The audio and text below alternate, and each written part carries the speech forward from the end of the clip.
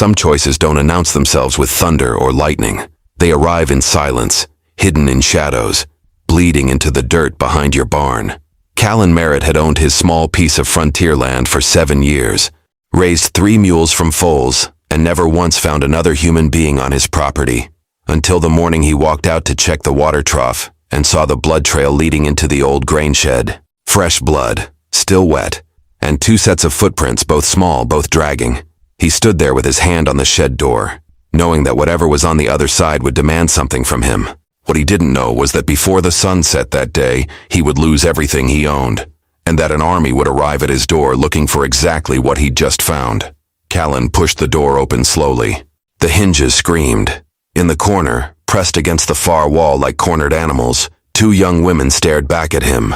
Apache. Both wore traditional clothing torn and stained dark.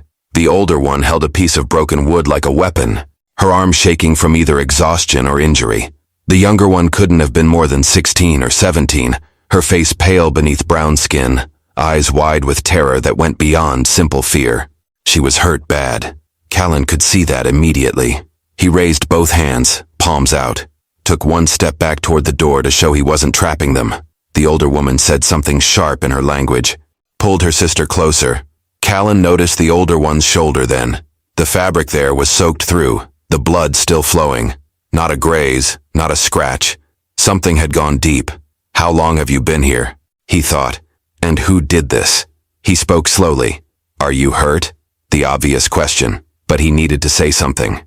The older woman's eyes narrowed. She understood English. Good. That would help. Maybe. He tried again. I'm not going to hurt you. You're bleeding. Both of you need help. The younger one swayed, her legs buckling. The older woman caught her, barely, and Callan saw her wince as the weight hit her injured shoulder. They were both going to collapse if they didn't get attention soon, but they wouldn't accept it. Not from him. Not yet. Then he heard it. Horses. Multiple horses, still distant but moving fast, coming from the eastern trail. The same direction the blood trail had come from. Callan looked back at the 2 women and saw their faces change. That wasn't rescue in their eyes. That was pure terror. They weren't hiding from the Apache. They were hiding from whoever was coming, and whoever was coming was close enough now that Callan could hear the riders shouting to each other, spreading out, searching. The older woman gripped her sister tighter, and in that moment, Callan understood something fundamental. These women had run as far as they could. They had nothing left. No strength, no options, no time. They were about to be found, unless he did something in the next 60 seconds that would change all of their lives forever. Callan made the decision before he fully understood what it would cost him. He stepped back into the shed, grabbed a coil of rope from the wall, and pointed toward the back where a loose board had rotted through years ago. They could squeeze through there, get to the ravine behind his property. The older woman shook her head violently, said something harsh in Apache. She didn't trust him. Why would she? The voices outside grew louder. Men calling to each other, spreading out across his land. Callan heard one of them shout something about checking the buildings. Maybe 2 minutes now. Maybe less. He looked at the younger sister. She was fading. Eyes unfocused, skin too pale. Whatever wound she carried was draining her fast. You stay here, you die, Callan said. Simple as that. You come with me right now. You might live. The older woman's jaw tightened. She was doing calculations in her head. Trust this stranger or face whoever was hunting them. Neither option was good, but one of them was certain death. She nodded once. Sharp, decisive. Callan moved fast. He pulled the loose board free, widened the gap. The younger sister could barely stand. The older one tried to support her weight but couldn't manage it with her own injury. Callan stepped forward, and the older woman flinched back, raised that piece of wood again. He stopped, pointed at her sister. She's not going to make it on her own. A long pause. Then the older woman lowered the wood. Let him help. Callan got under the younger sister's arm. Took most of her weight. She was light but completely limp. He could feel her shallow breathing against his shoulder. They pushed through the gap in the wall, just as he heard boots hit the ground near his barn. Someone was already at the main shed door. The ravine wasn't far, maybe 30 yards of open ground. But 30 yards might as well have been 30 miles if you were carrying someone who couldn't run. The older woman went first, moving low and fast despite her injury. Callan followed with the younger sister, half carrying, half dragging her. Every step felt like it took an hour. Every sound behind them felt like discovery. They made it to the ravine edge, slid down the rocky slope. At the bottom was a narrow creek bed, mostly dry this time of year. Good cover, but no way out. The ravine ran east for maybe half a mile before it opened onto the flats. That was where they needed to go, where they needed to disappear. But they couldn't walk it. Not fast enough. Not with their injuries. The older woman looked at him, said something in Apache. He didn't understand the words, but he understood the meaning. Now what? You got us out of the shed. What's your plan for the rest? Callan didn't have one, not yet. But he knew what they needed. Transportation. Something fast enough to outrun horses if it came to that. Something strong enough to carry 2 people across rough terrain. He only owned 3 mules. 2 were work animals, stubborn and slow. The third was Dusty, 7 years old. Fastest and strongest mule he'd ever raised. Worth more than everything else he owned combined. The animal he'd planned to sell next month to pay for winter supplies. Back at the shed, someone kicked the door open. A man's voice shouted. They were here. Blood trail goes right through. Check the back. Callan looked at the 2 women, looked back toward his property. Then he made a choice that would leave him with nothing, but at least these 2 might live. If you can ride, he said quietly, I can get you something to ride on. But you need to stay here. Stay quiet. I'll be back. The older woman studied his face for a long moment. Then she nodded. Callan turned and climbed back up the ravine wall, moving toward his corral where 3 mules stood watching the commotion with mild interest. One of them was about to become someone else's lifeline, and his entire future was about to disappear into the desert with 2 strangers whose names he didn't even know. Callan reached the corral fence and vaulted over. The 2 work mules barely glanced at him, but Dusty raised her head, ears forward, sensing something different in his movements. She was smart, too smart sometimes. She knew when things weren't normal. He grabbed her lead rope and bridle from the post, speaking low and steady as he approached. Easy, girl. Need you to trust me here. Behind him, near the shed, he heard furniture breaking. They were tearing his property apart looking for the women. One voice rose above the others. Rough, angry. Where's the blood trail go? They didn't just walk off. Find them. Callan got the bridle on Dusty, led her toward the back fence. The fence that bordered the ravine. He'd need to take her down the slope, get her to the women, and somehow get both of them mounted and moving before the searchers expanded their radius. Impossible, but he was doing it anyway. 3 men emerged from behind the barn. Not locals, not ranchers. They wore trail dust and hard miles, carried themselves like men who took things that didn't belong to them. The one in front had a scar across his jaw and eyes that had stopped seeing other people as human a long time ago. He spotted Callan with the mule. You, where you going with that animal? Callan kept moving. Water run, mule needs a drink. The scarred man walked closer. We're looking for 2 Apache girls, hurt, bleeding. You seen them? No. You sure about that? Because their trail leads right to your property. And now you're acting strange, moving a valuable animal away from your barn. Callan stopped, turned to face them. What do you want with 2 injured women? The man smiled. It wasn't a good smile. That's none of your concern. Where are they? They're not here. You searched my shed. You found nothing. Now get off my land. The scarred man took another step. His hand rested on the blade at his belt. You know what I think? I think you're hiding something. I think maybe we need to search a bit more thoroughly. And maybe you need to answer questions more carefully. Callan's grip tightened on Dusty's lead rope. The mule sensed the tension, shifted her weight. From the ravine behind him he heard the smallest sound. A pebble rolling. One of the women moving. The scarred man's eyes flicked past Callan toward the ravine edge. The man started walking that direction. Callan moved to block him. You're not welcome here. Leave. Now. Or what? Or nothing. Callan had no leverage, no authority, no weapon in reach. Just a mule, and a stubborn refusal to let these men find what they were hunting. The scarred man laughed, pushed past him, headed for the ravine. Callan did the only thing he could think of. He swung onto Dusty's back, no saddle, just rope and determination. Kicked her forward, rode directly at the man, forcing him to jump aside. Then he turned the mule toward the ravine slope. The angle was too steep. Dusty hesitated. Callan urged her forward anyway. She trusted him, even when he asked the impossible. They went down the slope in a controlled slide, hit the bottom hard. The 2 women were there, pressed against the ravine wall. Callan pulled Dusty to a stop beside them. No time for explanations. No time for anything. The older woman understood immediately. She helped her sister up. Callan pulled the younger one onto Dusty's back, then the older one behind her. 2 people on 1 mule. Too much weight for a long run, but enough for a short escape. Go east. Follow the ravine until it opens. Then head for the rock formations. 3 miles. Stay off the trails. The older woman looked down at him. What about you? I'll buy you time. Above them on the ravine edge, the scarred man appeared with 4 others. They saw the women, saw the mule, started down the slope. Callan slapped Dusty's flank hard. She bolted east down the ravine, carrying 2 strangers toward freedom, taking with her 7 years of work, 7 years of hope, everything Callan had built. He watched her disappear around the bend. Then he turned to face 5 men who had no reason to let him live. And in the distance from the north he heard something new, a sound that made his blood run cold. Dozens of horses, coming fast, coming from territory that belonged to people who didn't negotiate with strangers. The Apache had arrived. The scarred man hit the ravine floor first. His boots kicked up dust as he landed, eyes locked on Callan. Where'd they go? The question came out flat. Dangerous. Not really a question at all.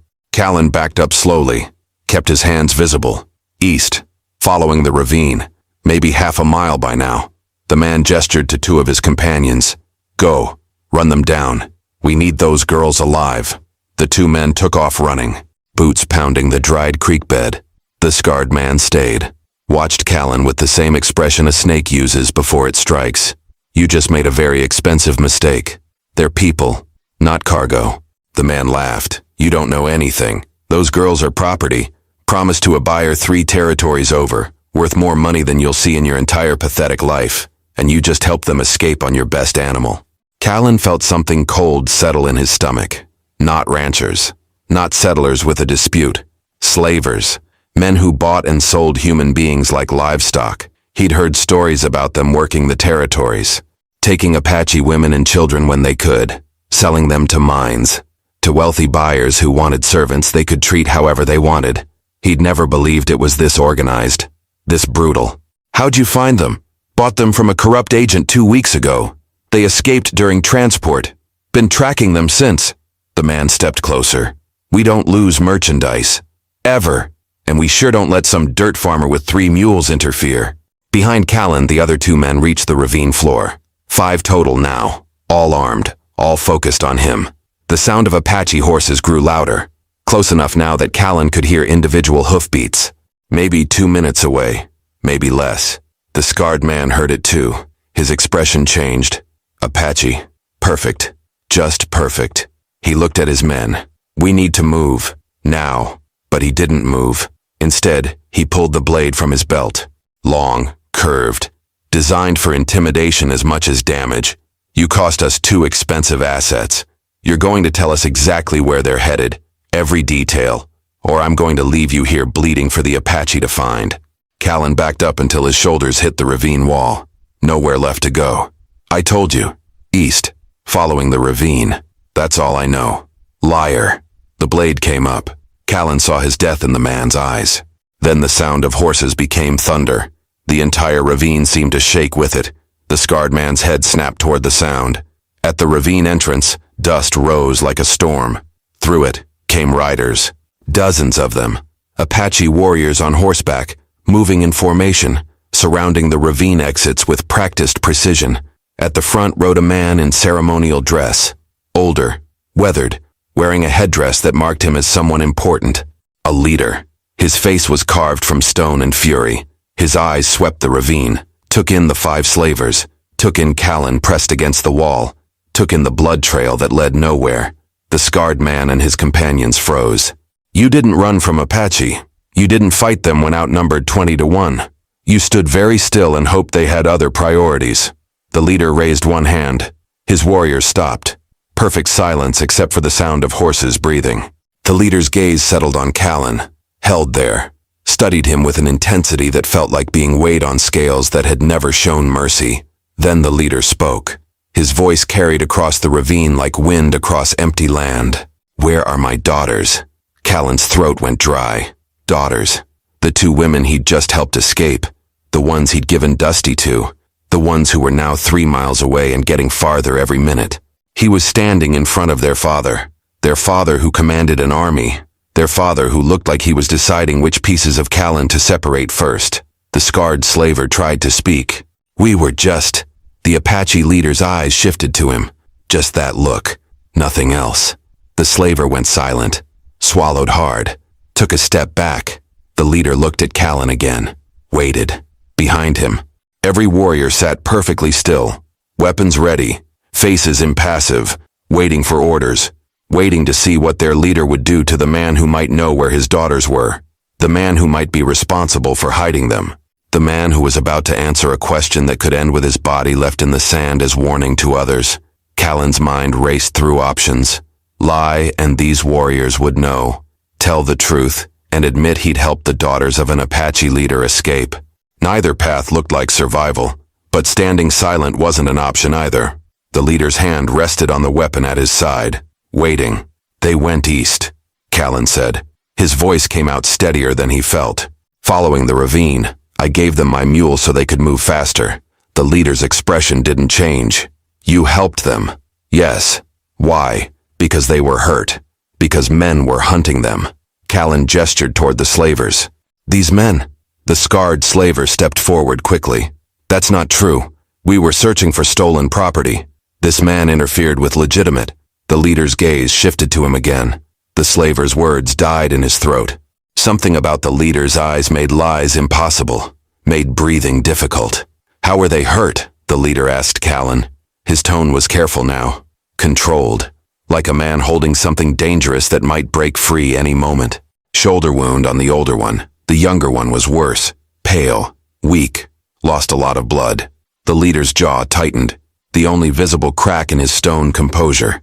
"When?" "Maybe an hour ago. Hour and a half. They were hiding in my grain shed when I found them." The leader turned his horse slightly, spoke in Apache to his warriors. Several of them immediately rode east down the ravine, fast. Following the trail Dusty would have left. The leader looked back at Callan. "You gave them your animal, your property, to help strangers. They needed help. Most men would have turned away. Or worse." The leader's eyes moved to the 5 slavers. They were pressed together now, realizing their situation had become considerably more complicated. "You hunted my daughters." The scarred man tried once more. "We had papers. Legal claim." The leader held up one hand. The man went silent. Around the ravine, Apache warriors began to dismount, moving in closer, forming a tighter circle around the slavers. Their movements were casual, unhurried, but there was nothing casual about what was happening. This was a noose closing. "You took my daughters," the leader said. His voice was quiet now, somehow more terrible in its quietness. "Hurt them, chased them across empty land, drove them to hide in a stranger's shed bleeding and terrified." "We were just following orders," one of the other slavers blurted out. "We didn't know they were anyone important." The leader's expression finally changed. His face became something ancient and cold. "My daughters are not important because of who I am. They are important because they are human beings. Because they are children who should never have to run from men like you." He dismounted, handed his reins to a nearby warrior, walked slowly toward the 5 slavers. Every step deliberate. The scarred man's hand moved toward his blade. 3 Apache warriors had arrows knocked before his fingers touched the handle. He froze, raised his hand slowly. The leader stopped 5 feet from the slavers. "You will tell me everything. Who sold them to you? Where you were taking them? Who else is involved in this trade? You will tell me all of this. And if you lie, even once, I will know. We'll tell you nothing." The leader nodded, as if he'd expected that answer, even wanted it. "Then you will stay here. My warriors will ensure you don't leave. And when my daughters are found safe, we will discuss what justice looks like for men who hunt children." He turned back to Callan. "You, come with me. We're going to find my daughters, and you're going to pray they're alive, because if they're not, your good intentions won't save you from what happens next."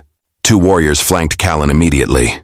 Not hostile, not gentle either, just present, making it clear he wasn't being given a choice. The leader mounted his horse again. Callan stood there in the ravine, surrounded by Apache warriors, with slavers behind him and an uncertain fate ahead. The sun had passed its peak. The afternoon was bleeding toward evening. Before sunset, the leader had said, his daughters needed to be found before sunset, and Callan had no idea if Dusty had gotten them far enough, if they'd stopped to rest, if the younger sister had survived the ride.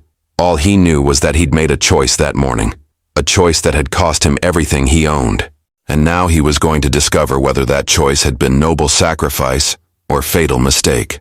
They rode east in silence, Callan on a borrowed horse flanked by warriors who watched him like men watch something dangerous that might bolt. The leader rode ahead, his back straight, his eyes scanning the terrain. Every few minutes one of his scouts would report back in Apache. The leader would nod, give new orders, keep moving. The ravine opened onto flats after a mile. The landscape spread out in all directions, bare rock and scattered brush offering little cover. Callan saw the tracks immediately. Dusty's prints, clear in the dust. 2 people riding her, the depth of the hoof prints showing the extra weight. The tracks headed northeast toward a cluster of rock formations that rose from the earth like broken teeth. The leader saw them too, urged his horse faster. The entire group picked up speed. Callan's borrowed mount kept pace, the warriors maintaining their positions around him. Not prisoners exactly, not free either. Something in between. They covered the distance in minutes that felt like hours. As they approached the rocks, Callan saw movement. A figure emerging from between 2 large stones. The older sister, Ayanna. She stood at the edge of the formation, one hand raised to shield her eyes from the sun. Her injured shoulder was wrapped now with cloth torn from her dress. When she saw the riders approaching, her body tensed, ready to run again, ready to fight. Then she saw the leader, saw the headdress, saw his face. Her expression broke. The warrior stance collapsed into something raw and young and terrified. She called out in Apache, a single word that Callan didn't understand but recognized anyway. Father. The leader was off his horse before it fully stopped. He closed the distance to his daughter in long strides. She met him halfway. When they embraced, Ayanna's entire body shook. Not crying. Beyond crying. Something deeper. The kind of relief that only comes after you've accepted you're going to die and then discover you might live after all. The leader held her, spoke quietly in their language.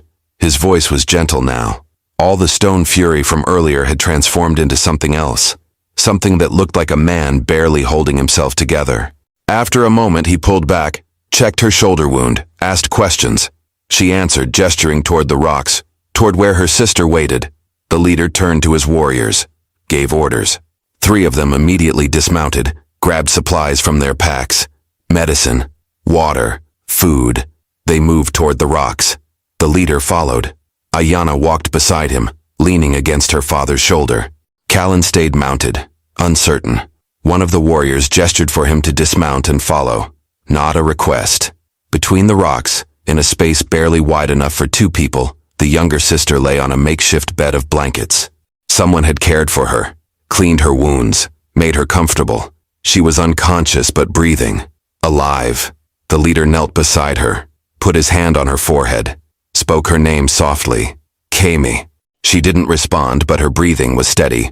The warriors began treating her wounds properly, working with practiced efficiency. The leader stayed kneeling for a long time. Then he stood, turned to face Callan. His expression was unreadable. You did this. You gave them a way to escape. You sent them here. I told them to head for the rocks. Figured they'd have cover, water nearby. The leader studied him. They would have died in your shed, or been recaptured by those men. Instead they are here, alive, because a stranger chose to help them at great cost to himself. Callan didn't know what to say to that. The leader stepped closer. What is your name? Callan Merritt. Callan Merritt. I am Neshoba. These are my daughters, Ayanna and Kemi. The leader's voice was formal now, ceremonial. You saved their lives. There is no debt greater than this. From behind the rocks came a sound that made Callan's heart jump. A familiar bray. Dusty emerged, still saddled with the rope bridle, looking annoyed at being left waiting. Ayanna appeared beside the mule, holding her lead rope. She walked Dusty over to Callan, extended the rope toward him, said something in Apache. Her voice was quiet but firm. Neshoba translated. She says your animal carried them when they had nothing left, saved them when running would have ended in collapse. She says to thank you seems insufficient, but thank you is what she offers. Callan took the rope, ran his hand along Dusty's neck. The mule pushed her nose against his chest. Still his. Still here. He looked at Ayanna. You're welcome. Take care of your sister. Neshoba watched this exchange with an expression that might have been approval. Might have been something deeper. Tell me, Callan Merritt, what do you want in return for this service? Callan looked at Neshoba, at the warriors surrounding them, at the two sisters who had nearly died that morning. What did he want? The question felt like a test, like there was a right answer and several wrong ones. He thought about his property, his empty shed, the winter coming and no money to prepare for it. The mule he'd gotten back was worth something, but not enough. Nothing, Callan said. I don't want anything. Neshoba's eyebrows raised slightly. Nothing. You give up your most valuable possession, risk your life facing dangerous men, and want nothing in return. I want your daughters to be safe. That's all. A long silence. The warriors exchanged glances. Ayanna watched Callan with an expression that was hard to read. Neshoba stepped closer. Most men who help others expect payment. Gratitude at minimum. Recognition. You expect neither. I expect you to take care of your family, and to make sure those men down in the ravine never hurt anyone else. Neshoba nodded slowly. The men in the ravine. Yes, they will be dealt with. My warriors have them secured. They will face justice for what they have done, not just to my daughters, to others they have taken. There was something dark in his voice now, something that suggested the slaver's fate was already decided, and it wasn't merciful. Callan felt he should probably feel bad about that. He didn't. Men who bought and sold human beings deserved whatever they got. He looked at the sun. Lower now. Maybe 2 hours until sunset. Before the sun sets, Neshoba had said earlier, they'd made it. Found the daughters alive. The deadline had been met. Neshoba seemed to read his thoughts. You are wondering if you are free to go now. Am I? Yes. You may return to your property. Take your animal. Go back to your life. The leader paused. But I would ask something of you first. What? Come back to the ravine with us. Stand witness to what happens to those men. I want them to see the face of the one person who acted with honor today. I want them to understand that they failed because one man chose differently than they would have. Callan wasn't sure he wanted to see what Apache justice looked like, but he also understood what Neshoba was offering. Not just revenge, a message, a statement that some lines couldn't be crossed without consequence. He nodded. I'll come. They rode back together. Slower this time. Less urgency. 2 warriors stayed behind with Keme to continue treating her wounds. Ayanna rode with her father sitting close, her head occasionally resting against his shoulder. Callan rode beside them, leading Dusty. The afternoon light turned everything gold and red. Beautiful. Deceptive. The kind of light that made terrible things look like paintings. When they reached the ravine, the 5 slavers were on their knees in the dirt, hands bound behind them, surrounded by a circle of warriors with weapons drawn. The scarred leader saw Neshoba return, saw Callan beside him. His expression went from afraid to something worse than afraid. Understanding. They'd lost. Completely. Neshoba dismounted, walked into the circle, stood before the 5 men. My daughters are alive, he said. His voice carried across the ravine. No thanks to you. They are wounded, but they will heal. They are safe now, and you will ensure that no others suffer what you intended for them. The scarred man tried to speak. Neshoba cut him off with a gesture. You will be taken to the territorial marshal. You will testify against everyone involved in your trade. Every buyer, every seller, every corrupt agent who enables this evil. And if you refuse, my warriors will ensure you regret that choice for however long you continue breathing. One of the other slavers broke, started talking immediately. Names, locations, routes, everything spilling out in a desperate attempt to bargain for mercy. The scarred man glared at him, called him a coward, but the damage was done. The network was exposed. Neshoba listened, memorized every detail. Then he turned to his warriors. Take them. Deliver them and their confessions to the marshal. Make certain justice is served. The warriors moved efficiently.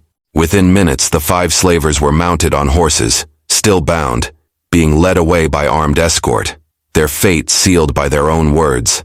Neshoba watched them go. Then he turned to Callan. This is what you helped prevent. My daughters enslaved to men like that, sold like animals, used and discarded. You stopped that.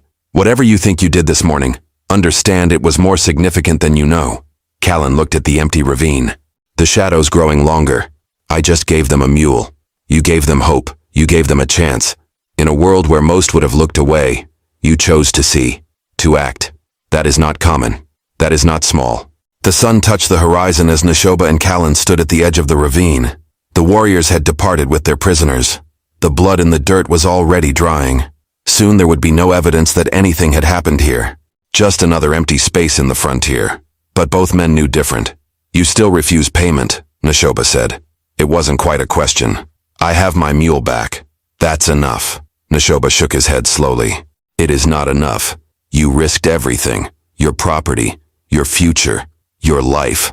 For strangers, there must be balance. Callan looked at Dusty, standing patient nearby. The balance is that your daughters are alive. That's what matters. Neshoba was quiet for a moment. Then he reached into a pouch at his belt, pulled out something small, extended his hand to Callan. In his palm lay a carved stone, smooth, ancient, simple designs etched into its surface. This belonged to my grandfather, Neshoba said, and his grandfather before him. It marks the bearer as a friend to our people, someone who can travel our lands safely. Someone we trust. Callan stared at the stone.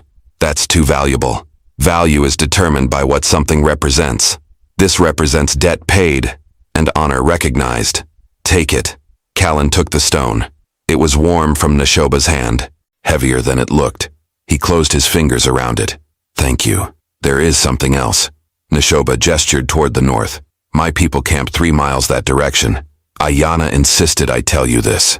She says if you ever need assistance, shelter, food, anything, you come to us. You will always be welcome. Always. Callan felt something tight in his chest, the kind of emotion that doesn't have a name. I'll remember that. See that you do. Neshoba extended his hand, not in the formal ceremonial way from before, just one man to another. Callan shook it. The grip was firm, brief, meaningful. Your daughters. Callan said, will they be all right? Kemi will need time to heal. Weeks, perhaps. But she is young, strong. She will recover. Ayana is tougher than she appears. She has already asked when she can resume her training. Neshoba's expression softened slightly, almost a smile. They are survivors, like their father, like the man who saved them. I didn't save them. I just gave them a chance. That is what saving someone means. Giving them a chance when they have none left. Neshoba stepped back, raised his hand in farewell. May your path be clear, Callan Merritt. And yours, Neshoba. The Apache leader mounted his horse, rode north without looking back. Within minutes he was a silhouette against the darkening sky. Then nothing, just empty land and the sound of wind moving through the ravine. Callan stood there alone, feeling the weight of the carved stone in his hand. The weight of a day that had changed everything. He mounted Dusty, turned her toward home. The ride back was slow, peaceful. The stars came out one by one, filling the sky with cold light. When he reached his property, the barn door was still open where the slavers had kicked it in. The shed still showed signs of the morning's chaos, but it was his, still standing, still home. He put Dusty in the corral with the other 2 mules, fed them all, checked their water. The simple familiar tasks felt different now, more significant. He had almost lost this, almost lost everything, but he had made a choice, the right choice, and somehow, impossibly, everything had worked out. Inside his small house, Callan placed the carved stone on the table, looked at it in the lamplight, a piece of someone else's history, now part of his. He thought about Ayana and Cam, about Neshoba, about 5 men who would face justice for their crimes, about a morning that had started with blood in the dirt and ended with something resembling peace. He had given up his best mule so 2 Apache sisters could escape. Their father had arrived before sunset, and instead of death or punishment or loss, Callan had discovered something unexpected, that doing the right thing, even when it costs everything, sometimes returns more than it takes. Not in gold or land or livestock, but in something harder to measure and impossible to purchase. Respect, trust, the knowledge that when the moment came, when the choice had to be made, he had chosen to see other people as human beings worth saving. Callan extinguished the lamp, lay down to sleep. Outside, Dusty made a soft sound in the corral. Content, safe, home. And for the first time in years, Callan Merritt felt like he was part of something larger than his small piece of land. Part of a world where honor still meant something, where choices mattered, where one man's courage could change the course of lives. The frontier was hard, unforgiving, dangerous, but it was also full of moments like this. Moments that proved humanity could survive even in the harshest places. Even when everything else was stripped away, people could still choose kindness, could still choose to help, could still choose to be better than their fears. And that, Callan thought as sleep took him, was worth more than any mule, worth more than anything. If you enjoyed this story, click the video on your screen now to watch another tale from the frontier, where courage and sacrifice shape destinies in ways you never expected. Don't forget to subscribe and consider leaving a super chat to help us bring you more stories like these. Your support means everything.